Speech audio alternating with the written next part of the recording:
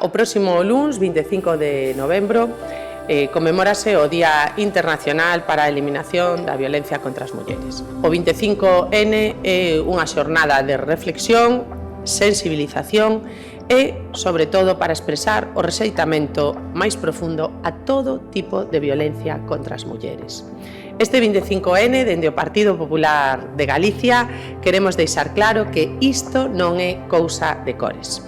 Esta cuestión non vai nin de gaviotas, nin de bandeiras con estrelas ou estreladas, nin de puños e rosas, nin de azul, vermello ou amarelo.